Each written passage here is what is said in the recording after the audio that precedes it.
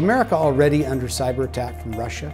Our guest today will tell us. He's retired four-star Air Force General Michael Hayden, and he's also former CIA director and director of the National Security Agency. In a no-holds-barred new book, he slams the Trump administration for contributing to a climate where he says intelligence and truth itself is under attack. I think Donald Trump, my view, is the most norm-busting president we have ever had. Also joining me with questions for today's guest is Andrew Walworth, Senior Fellow at the Murrow Center at the Fletcher School of Law and Diplomacy at Tufts University. I'm Carl Cannon, and this is Real Clear Cyber Today.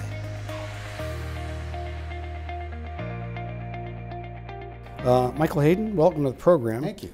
And thank you for hosting us here at the Chertoff Group. Thank you very much for coming.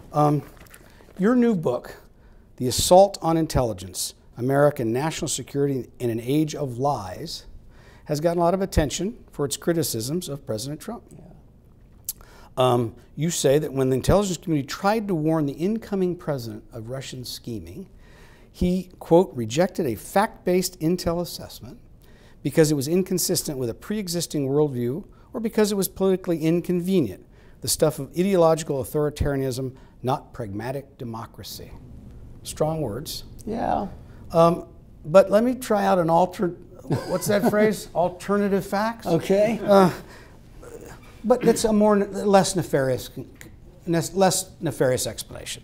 That Donald Trump came to the conclusion that this was a partisan effort to undermine his presidency before it even began. Why is that such an unreasonable mindset for him to have? No, it's not. And I actually address it in the book. The outcome's still the same. It did happen, and we're not doing enough. All right? But, you know, I'm less interested. It did happen. It's about the Russians. Oh, yeah. Influence. You bet. And we can go to the fine print. We will. To that directly. So let me give you a bit of a longish explanation, but it actually, I think, is the best one in fairness to everyone. All right? And so I always describe the intelligence policy relationship as, you know, you've got to both get in the same room. All right? And let's just say it's the room down the street here. It's the Oval Office. And the president and the intel briefer got to get together. And it's the intel briefer's job to get inside the president's head. But they come into the room, it's a metaphor now, they come into the room through different doors. The intel door is marked facts. The policymakers, the president's door is marked vision. And that's okay, that's the one you voted for. Fact, vision.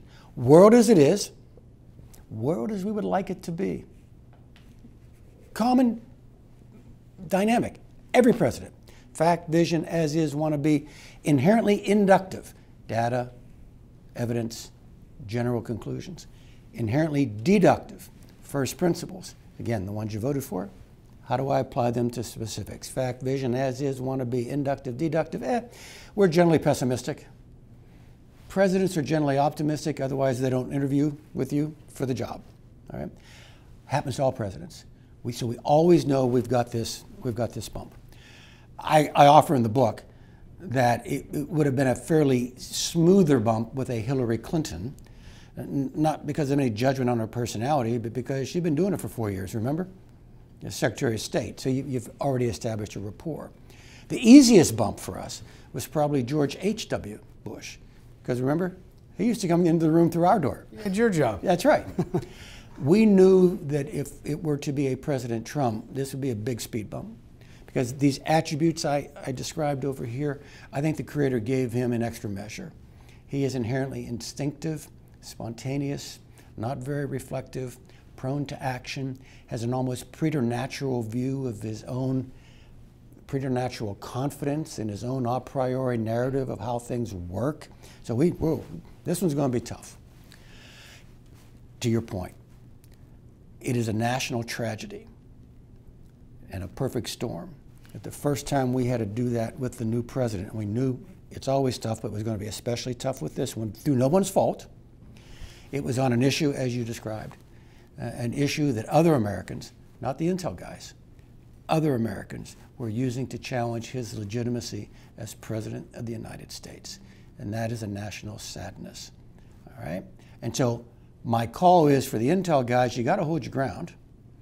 And for the president, you've got to look at this as something beyond yourself. This is a threat to the nation, whatever it is you may think about it in terms of your political enemies. You wrote in your first book, the one that came out 2 years ago, that if we're going to conduct espionage in the future, we're going to have to make some changes in the relationship between the intelligence community and the public it serves. It's almost like you saw this coming. And I mean, I know when you wrote that book, we didn't think Trump was going to be president then, so you didn't really see this coming. But you know, I wonder if we've accomplished what you'd hoped. And are some of the failures, well-documented failures of the intelligence community, part of the problem between what? The president and the public? Public's mistrust and So, fair enough. And, you know, doesn't help when you get things wrong and you get important things wrong. But we admit we got them wrong. To your core point, though, is we've got to explain ourselves more to the American people than we have in the past. That's just part of the whole swirl of distrust of government. So, as I said in the old book 2 years ago, you may not want to show more ankle, but if you don't, you're not going to get to do this in the first place. And so I tell my old tribe, you have to be more forthcoming. And then I quickly add to everyone else, and don't kid yourself. Their being more forthcoming is going to shave points off of their effectiveness, because this is best done in secrecy. But I get the deal. We don't get to do it at all unless you validate it, and now you won't validate it unless you know more. You've got a lot of attention in other interviews for a statement in your book. It's well constructed, it's good writing. There is no deep state, you say. Yeah. There's the state. But let me challenge that a little bit. You know what's meant. You know what, and I'm not just talking about the black helicopter crowd. I'm talking, you know, millions of Americans think that the unelected government officials, bureaucrats, whatever you want to call them, not just in the NSA and CIA, but the Justice Department, the IRS, are making policy instead of just carrying it out, and that they feel it's tough to fight against. And that's what they mean by that. Yeah. So there's a lot going on there. Okay. All right. So what you've got, and I get the deep state meme. My response is, oh, you mean the career professionals governed by the rule of law? Those people. All right. And so you do have things going on. You have a president who is gone in. I get the democracy reality here. We know how to count. We know how the Electoral College works. Elections matter.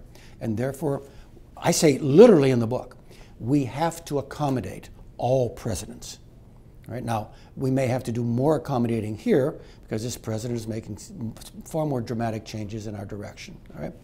I get all that. And so I tell folks in government, do your best, make him succeed, accommodate. We always do that. But you can only go so far. All right? Number one, you've got a personal integrity question that you have to deal with. But beyond that, it's preserving the institutions. All right? It is preserving the norms which are generally agreed should govern the institution. Let me just switch gears a little bit and go to sort of cybersecurity. You draw a distinction in the book between America's approach to cybersecurity and Russia's approach to cybersecurity. Tell me about that difference and why it's important. So what I try to describe it, and this occurred to me as I'm writing. I'm sure this happens to other authors. You're going along and go, whoa, wait a minute. And so I go back in my own personal history. I became commander of something called the Air Intelligence Agency. It's kind of the Air Force flagship thing. Based in Texas. In San Antonio. And we were on a cutting edge of things cyber at the time, which you would expect. Air Force, it's kind of what a natural domain for a service that operates in air and space. We had moved into the cyber domain, I think, more quickly than the other services. So we were on the doctrinal cutting edge of thinking our way through this. And we began to talk about cyber dominance. Okay, land, sea, air, space, cyber. It's a domain. We're going to go operate there. A domain is a separate sort of an has operational environment that has its own doctrine, its own theater of war, right? Okay, and has its own laws of physics, its own doctrine, its own approach, and so on. But we had for a while a theological debate there that made us look like a medieval university populated by Jesuits. I mean, we were really pounding the table as to whether or not we were in the cyber dominance business or the information dominance business. And let me explain that very quickly. I mean, cyber is what you think it is. It's protecting your computers, attacking their computers. Information has cyber included but it also includes other things like public diplomacy, public affairs, deception, what the Russians call maskirovka, disinformation, psychological operations. So where they're saying, so where are we going? And we frankly, I think, at least implicitly, made the decision, yeah, we're going to do cyber. And we have a cyber command now. We don't have an information dominance command. And we rejected this for a couple of reasons. Number one, that's very complicated. And this was hard enough. And second, in our political culture, you can't do this very long before you start implicating the Bill of Rights. First Amendment pops up, the Fourth Amendment pops up. So we stayed over here in cyber dominance. The Russians, they went to door number 2. And the apostle for this inside the Russian armed forces was the fellow who's now chief of the general staff, Valery Gerasimov, who wrote about contactless warfare using informational means to achieve victory by influencing the target country's population. That's what the Russians are doing. So that is the Gerasimov Doctrine. And the quote that is most quoted is, "The role of non-military means of achieving political and strategic goals has grown, and in many cases they have exceeded the power of force of weapons and their effectiveness." And this was originally written, I guess, in the context of the Arab Spring. Right. And the idea that basically populations could be... Whole societies could be changed. Right. Now, in another life, I worked at the U.S. Information Agency 150 million years ago. We were involved in hearts and minds, right. Basically, right? This was an area where we thought we were pretty good. So isn't this, in a sense, good news? In that if the Russians are thinking we are going to have to compete with you around ideas, images, storytelling, yeah. We're pretty good at that. We have Hollywood, I make the point that the global centers of technology and right. image making are 300 miles apart in California. We should actually be okay. Right, so I mean, why aren't we? Yeah, if they're saying that that's where the big competition is in the future, yeah. Bring it on, it seems to me. It is if we choose to fight, and choosing to fight is hard. All right, no, I mean that seriously, not flippantly like somebody's being incompetent, all right? We generally don't like the government controlling our information space, our information domain, all right? So you did U.S. Information Agency, all right? So that's pointing outward. And in a previous age, if you pointed it outward, it generally stayed outward, all right? In the current age, and I actually experienced this when we started talking covert influence campaigns in CIA, which of course, governments do. It's getting very, very hard to conduct a covert influence campaign in a digital world whose effects remain isolated to the suspected, pretended, specific target. Right. It blows back on your own population, which we are absolutely forbidden to do.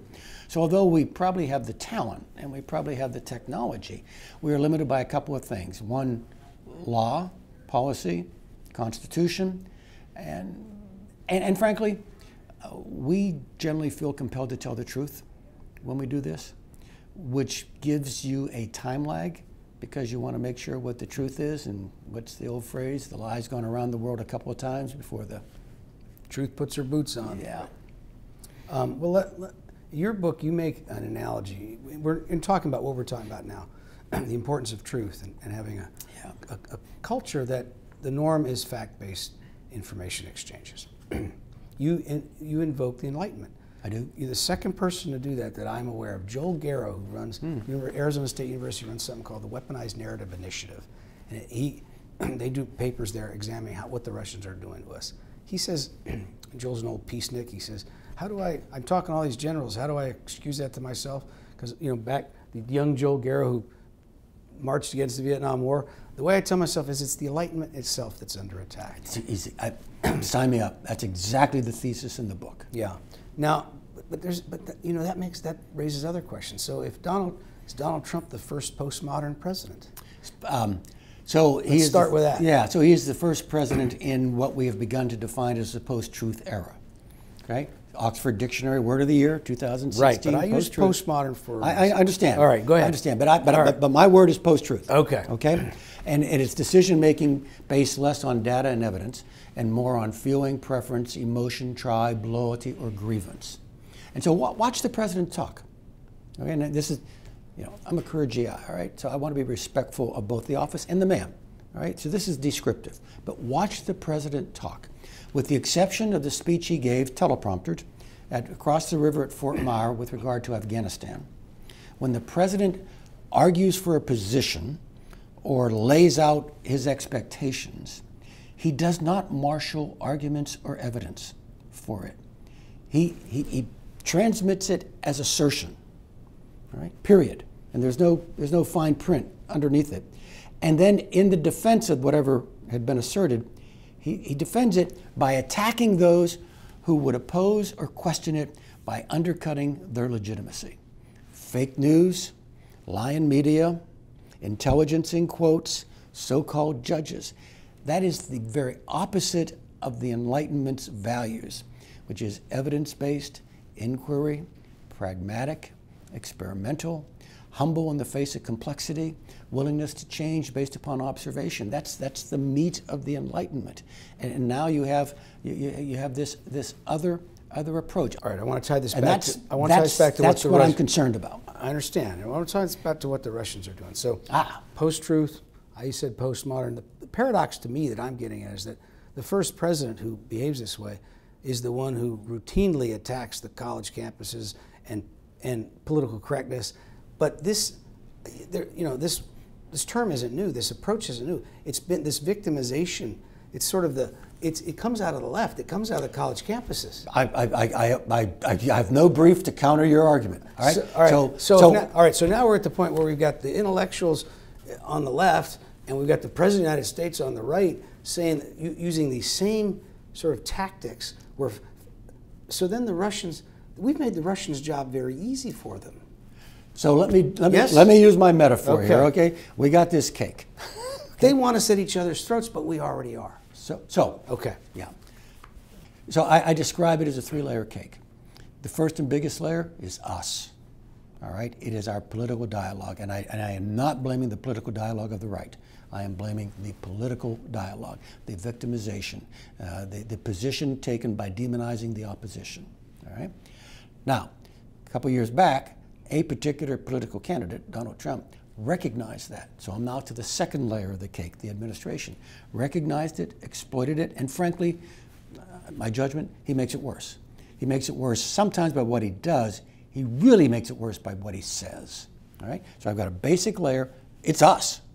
Now I've got an administration more effect than cause, exploiting it, but worsening it. And then I get to the third layer of the cake, smaller than the other two. That's the Russians. And all the Russians are doing is, whoa, this is easy. And they flow back and take advantage because what it is they want to do is that which we are doing to ourselves anyway, which is to divide and incapacitate us. Let me give you a number, all right? In terms of this division and what's going on and post-truth and demonizing the opposition, 85% homegrown, 15% Russian. Do you think that the Russian campaign during the election had any effect at all on the outcome? So the answer is yes, but I can't prove it, and I sure as hell can't measure it, so now we're done talking about it. Okay? It's an unknowable. All right? Now the well, president... it's unknowable, but if no one has been able to come up with... There's no methodology to count it. It's an influence operation. So I can't measure it, all right? But I do know that candidate Trump called attention to WikiLeaks 162 times in the last 30 days of the campaign. So somebody thought it made a difference, all right? So, but again, I got to go back to where I began. I can't measure it, all right? And therefore, we're done. Donald Trump is the legitimate president of the United States. Move on. General, I wrote a story, if you lose the closest election in history, I'm talking now from the Hillary Clinton side, yeah. There's 50 reasons you lost. This is one of them. Exactly, That's what you're saying. But you didn't ask me to rack and stack them. They said, did it influence it? Yeah. My judgment says, yeah, probably, but I can't measure it. Okay. Yeah. Well, my question is that by saying it had an immeasurable impact, it had some impact, we don't know what the impact is, but it's certainly effect. Aren't we sort of playing into the Russian narrative? Yeah, and that's because the truth. aren't we saying, yeah. If we're saying that our electoral college, or our electoral system rather, is so vulnerable that a relatively small effort on the part of the Russians, yeah. that could influence our campaign to the point where it could potentially delegitimize the outcome. No, I see. I've not used the word delegitimize. In fact, I've gone precisely the opposite. He is the legitimate president of the United States. All right. Right. So, and there are an ocean of factors, right. and good but people. Aren't we sowing the same doubt in our system by doing that you're accusing others of doing in terms of using social media for their purposes? I get the point. I totally understand the point. All right, just one counterpunch, and then I'll throw myself on the mercy of the court here. You know, it's the president who campaigned that the system was rigged, right? Which is a perfect echo of the Russian effort. All right, so there's a lot of this going around. All right, so yes, but it's a broader question. It's just not about the campaign. It's the broader pushback from folks like me who go on air, try to be objective, but we open ourselves up to the accusation that we're that deep state thing and we're anti-democratic, right? And so I really do, and I write about this in the book. I really do try to be what I am, which is the fact witness, and not make judgments about the person of the president. I can comment on his actions. I like that. I don't like that, but not about the character of the president. I just think we have no legitimacy for that. Now the problem becomes is I think Donald Trump, my view, is the most norm-busting president we have ever had. And so we've got a lot of institutions pushing back against the norm-busting of the president. Okay? Actually, it's all those evidence-based institutions like intelligence, law enforcement, justice, science, scholarship, and journalism. But the danger is in pushing back against the president's norm-busting, these institutions might bust their own norms, thereby that's my fear. Thereby worsening about the press. Exactly. Yeah. So the press becomes obsessed with a particular issue. Intelligence, maybe they leak, or they say publicly more things. Well, say publicly more things than they should. Law enforcement becomes more focused on this than they might otherwise be. So I get all of that, okay? And so we have to be very careful because we can make it worse in the way, but that is not an argument for not arguing. I agree, but can I follow that with an example? The example that came to mind, James Comey, it's in his memo, so this is his words. He tells the President of the United States, I don't do weasel things, I don't leak. And he comes out of the White House and goes in his car and starts typing up the notes. Well, maybe that's a weasel thing, maybe it isn't, but he leaked. He said he leaked. So this would be an example where the norm busting then is on the other side. Maybe. In response to... Yeah, and I wasn't in Jim's circumstance, and we'd have to go to the blackboard and get all the fine print. Is that technically a leak? Was it technically classified? I get all that, but that's not important. What's important is the argument, is that in pushing back, are you doing things then that you should not otherwise do? Or in other words, are you cheapening your argument by how you're responding to the things to which you object? I get it. I really do. Let me just change gears for a minute here, and just because we'd like to talk about cyberspace for a minute. John Bolton, National Security Advisor to the President, has there was a fellow named Rob Joyce. I know Rob. Used to work for me. This now he's going back to NSA. He's going back to NSA, and there's the report is that he will not be replaced. That they won't. Is that a smart thing to do? Not replace the NSA? I don't think it's a good idea at all. All right. Look, I've been in government. All right. Remember, big ship, small rudder. How do you make things change? You got three baskets of tools. All right, and that's all you got. You really don't. Okay. One is you can throw more money at it. Okay. Second, I can throw more people at it. Third, I can create structures that in essence impose on the bureaucracy, this is important, pay attention. And I think Ambassador Bolton's decision to do away with the position and pull Rob back to NSA kind of gets in the way of all three. It cannot but help but be read as a de-emphasis on the cybersecurity mission. Now, if we walked down the street and went into the West Wing to the corner office and say, John, why are you doing this? He may actually have a pretty solid argument with regard to efficiencies and streamlining and delayering and let the departments be the departments. And I get all that. But on balance, you asked my opinion. on balance, my opinion is you get the focus, you get the energy, you get the presidential White House attention by having that position. And when that position goes away, I fear it signals to everyone it's just as important as you used to think it was. Well, if they've been reading our series, they know it's important. I have a couple of general questions about this cyber area. What can government do, if anything, to disrupt Russia's ability to use Facebook, Twitter, Google?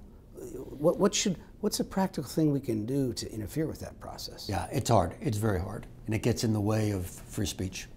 Okay, we don't. Well, do Russians have the right to free speech? Yeah, Mueller indicted 13 of them. It's hard to suppress Russian free speech without having collateral damage to everyone's free speech. It's hard to police bad news sites and not have an effect on the free flow of the news. And so there's some things government might be able to do, but I think this is a private sector function. So I toss some ideas out in the book, all right? But isn't in a sense, this is the price we pay for having deregulated information? And just to go back to this Russian information strategy again, I mean, one of the strengths of the American system, it seems to me, has always been it is difficult to break through. It's difficult enough for those of us who are in the professional business of trying to talk to people out there to break through, because there's so much news, there's so much information all the time. The Russians have RT, which is their television network. Nobody watches it. They have Sputnik, which is their radio. Nobody listens to it. They aren't particularly good or known for their ability to change hearts and minds. So why are they, in your view, though, I mean, why is this such a real threat then? Because looking at their record, they haven't been very good. That's not the objective. Their objective is to divide, not to convince. And so what they do is they pick up native memes from the United States and amplify them. They're not trying to change your minds. They're not trying to tilt you towards Marx. They're just trying to mess with their heads and to make us a divided society. I write in the book about Jade Helm 15.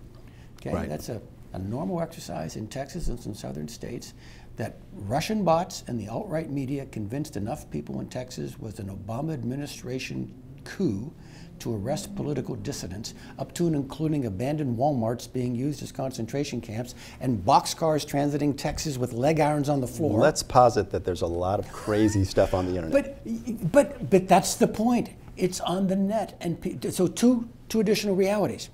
More Americans get their news from the net than they do through the traditional curated way news has been presented to us. Again, sir, that is true, but if you go to the first 2 pages of Google on any subject that you're going to look up, they're going to be mostly mainstream sources of news there. You're going to see CNN, you're going to see ABC, you're going to see the Wall Street Journal, you're going to see... So there's a scholar at the University of North Carolina named Tufekci. She's Turkish by birth, North Carolinian by choice. And I heard her give a wonderful talk about how social media works. All right? And the social media business model is to keep you on the site. All right? The return on investment is clicks, and that's how they generate revenue. And so first of all, right, when you're working through social media, Facebook and YouTube and others, all right, they know who you are. They know what you like. And so they tilt you to something that you're going to find confirming. Okay? And Ms. Tufekci talks about social media being a lot like Doritos. They're comprised of salt and fat. And if you eat one piece of salt and fat, really what you really want is another piece of salt and fat. And you just can't eat one. And what the algorithm does, okay, there's a fellow named McNamee who was one of the early investors in Facebook and a mentor to Zuckerberg, who's kind of said, what have I done? The algorithm, the longer you're on, and again, they make money by keeping you on, drives you more and more into like-minded individuals because that keeps you on the sites. Right? And so the internet, rather than being this grand dialogue, all right, is now composed of increasingly darkening ghettos where people actually don't bend towards common views, but bend in the direction of like-minded, more extreme views. And it is embedded in the actual algorithm that's used for profit from the business model. And so what helps the Russians are our own divisions, our creating our own memes, and now most of us getting information, not from Google, but from Facebook and others, which ghettoizes us even more than we know. And that makes it fairly easy for the Russians to do what they want, which is not to convince us, it's just to make us angry at one another. Let me just ask you about cybersecurity more generally, and because you've talked about this is outside of the context of your book, but think of cybersecurity generally as sort of building a defensive perimeter, keeping the bad guys out. You recently were talking about this, and it seems like that it's changed a bit, and that you can't keep the bad guys out. You're under attack constantly. They're already inside the Alamo or whatever. How does that change the way companies should deal with cybersecurity? So the history of cybersecurity, if you go back far enough, it's what you described. It's the firewall. Keep them out. Cyber hygiene, good passwords, turns the machine off over the weekend, all those sorts of things. Put the patches in, talk to your sysad, get the work done. That's good, and keep doing it, but it's not nearly sufficient. All right, the persistent, talented threat is getting in. And so if you really want to defend now, you have to defend on presumption of breach. All right, they're getting inside the wire, get over it, operate while under attack, survive while still penetrated. And so now the passing grade is not whether or not they get in, the very best will get in. The passing grade is how long are they in before you know it. Okay, so now rather than defense, got to do it, okay, but the secret sauce now is response, resiliency, recovery, reconstitution, the detection of attack. It is almost as if, rather than the moat, the castle wall, or the Maginot Line, it's a constant meeting engagement in which you are constantly fighting within your own network to keep your own network secure against intruders, which are inevitable. So companies can do that themselves, what you described. In terms of cybersecurity, should the United States government be using offensive measures also against bad actors? So that's a great question. All right, so a couple factors bearing on the problem. Number one, this is a domain in which offense doesn't translate to defense. Okay, that offensive capacity doesn't automatically make you more secure. Whereas in the maritime domain, you got a big Navy, hey, play it both ways. I can go there, I can stop them from coming here. Cyber domain, not that way. So I agree with you. We've got, I'm fond of saying, the greatest concentration of cyber power on the planet is about 30 miles over my left shoulder, up there at Fort Meade, right? But it doesn't, it's hard for us to apply that to defense, largely because of civil liberties questions, political, cultural questions. We don't want the government kind of walking the beat inside of our network, all right? And so we have those issues. The outgoing commander of Cybercom just left, Mike Rogers, and the incoming commander, Paul Nakasone, Admiral General, in recent testimony, I mean really recent, 6 weeks ago, maybe, 4, both talked about imposing consequences on cyber aggressors, right, which is not the same thing as defense. It's simply convincing people, you don't want to do this. Trust me, you don't want to do this. The Stuxnet theory. Well, it's that I can hold things you hold dear at risk. I don't think you should be throwing rocks at me. All right. Now that is actually a bold theory. All right. It is not government policy. Even this government, which is more aggressive than some other ones. All right. It is not.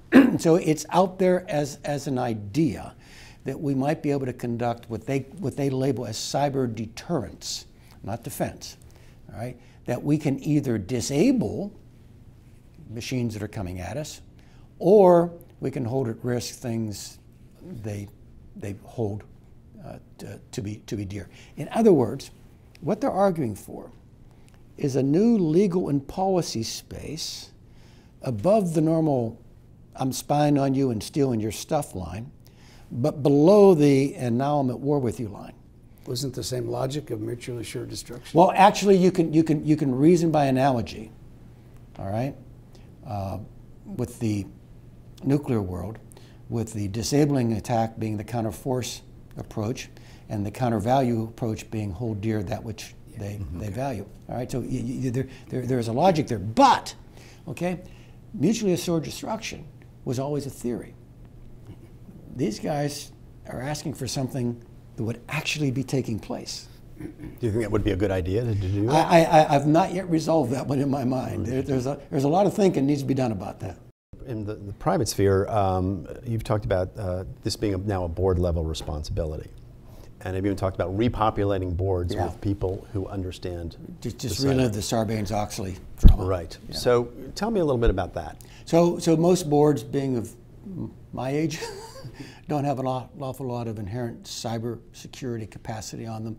And so boards are now going to have to go out and hunt for that talent to be on the board. I mean, the same way that they had to respond to other regulatory requirements, they now have to have some technological expertise on the board in order to be able to do what a board ought to do with regard to the company. Yeah. And in your conversations, are you having success with that? Yeah, actually, American industry's got this. All right, okay, yeah. So shortly after I left government, so this is 2009, maybe, late in 2009, I'm up at in New York with George Tenet and Mike McConnell, former DCI, former DNI, and we're having dinner with 20 folks that I would just call Wall Street types. All right, and we're waving our arms about the cyber threat. And by the time we kind of got around to the dessert, one of the participants finally asked the question I knew was on everyone's mind. How much is this going to cost me? We have moved from that position, from a time when American business saw cybersecurity as subtraction from the bottom line, to an appreciation that cybersecurity is integral to the top line. And then I think we really have made that turn. What's that old ad? Pay me now or pay me later? Yeah, and pay me more later. General Hayden, I want to thank you on behalf of RealClearPolitics and Andy Walworth for your time. And it's been a great discussion. No, I've really enjoyed your questions. There's more information about cybersecurity, including information on General Hayden's new book, on our website. Just go to realcleardefense.com and you'll get a prompt to go to our cybersecurity page. We hope you'll join us again next time. On behalf of all of us here at RealClearPolitics, I'm Carl Cannon. Thanks for watching.